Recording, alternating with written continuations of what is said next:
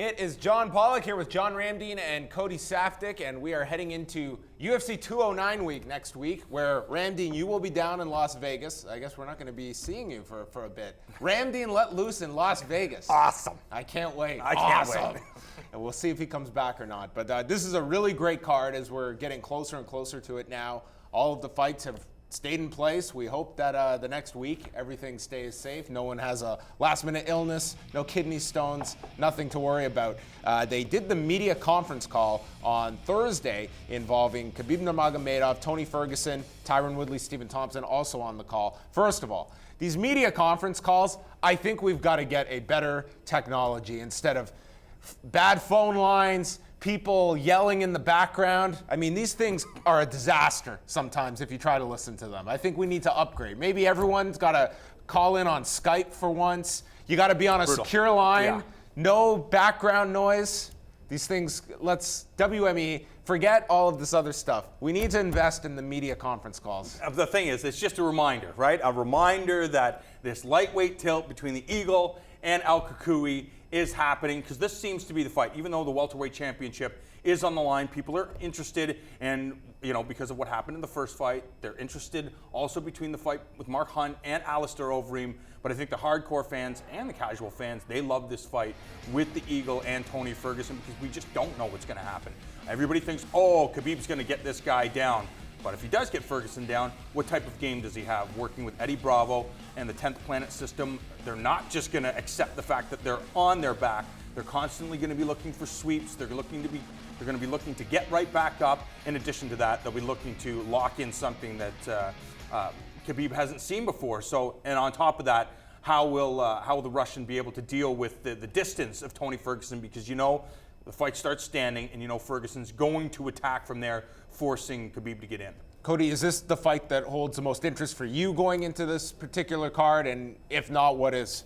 Well, yeah, absolutely. When you're looking at two of the top-rated guys in the division fighting for a title, this being a matchup that the fans are obviously behind, it's definitely going to be one of them. But when I look at Tyron Woodley versus Stephen Thompson too, I really enjoyed that first fight. I thought that fight posed so many questions, there were so many answers, and now you're going back in, you're doing it all over again. It's still going to be that exciting matchup, and I think it's going overlooked in some ways because of how stacked this card is. When you have so many good matchups, there's a lot of things to focus on. And even though this main event, we've seen it one time all over, just rewatch it again. Watch that excitement. Watch those moments of maybe Tyron Woodley only wins 2 rounds, but the 2 rounds he wins is the argument of why you're scoring 10-8s in MMA now, why the judging is scoring, because you can't just squeak by 3 rounds as opposed to get demolished in 2.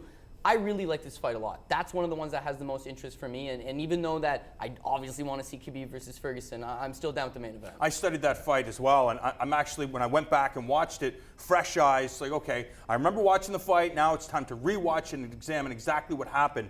The 2 best rounds, as we know, were Tyron Woodley's rounds. They were the most dominant rounds. When Stephen Thompson won rounds, yeah, he won those rounds. I think there was 2 rounds that he won, and then when I look at the one, I think it was round 2, I think that round was a 10-10 round. So I believe that Tyron Woodley, yes, he remained the champion, but he did deserve the victory. I just felt that he did more and that Stephen Thompson wasn't able to play his game. And even though there were times where it seemed that he pushed Tyron Woodley up against the cage, it seemed to be by design based on Tyron Woodley's, his strategy. The strategy is, I'm going to explode all the way across the octagon to try either get a takedown or land my power punches. I can't do that if I'm in the center of the cage. I've got to be as close to the cage as possible so I can explode and exploit Stephen Thompson completely. So I think, again, if you go back and you look at that fight, clearly the best moments were Tyron Woodley's, but they were serious moments. Now with the emphasis of giving fighters more 10-8 rounds,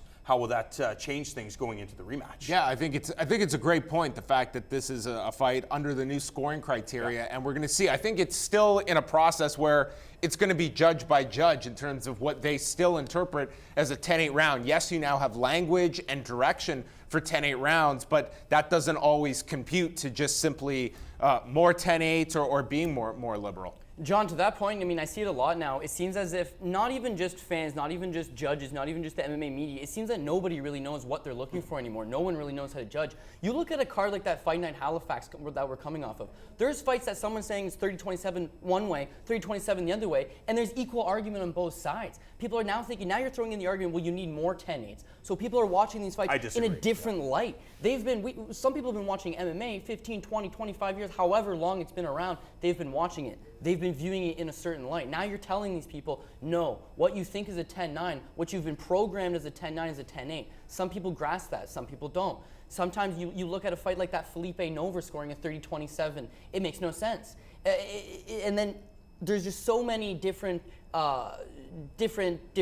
pint-sized samples of fights that it's like, I don't know what someone's looking at. Well, it's still, I mean, when you break it down of damage, dominance, and duration, I mean, duration is pretty straightforward. You can understand what that means, but damage and domination, those are still relatively subjective terms. Yeah, especially because if you're watching a fighter and somebody gets punched in the face, like Jędrzejczyk, for example, Kowalkiewicz lands that punch, you can tell that Jędrzejczyk feels it because there's damage on the nose and she keeps grabbing it. Dustin Poirier, for example, in his fight with Jim Miller, you can't really tell how damaged that leg is until the end of the fight when Dustin Poirier is forced to lie down. Which one's more damaging? Yeah. So that's what it comes down to. Is I feel that we just need more qualified judges sitting ringside, maybe former fighters that understand the entire scope of I've thought a great idea that's been thrown out there is adding 2 judges, so we've got 5, Sure. and 2 of them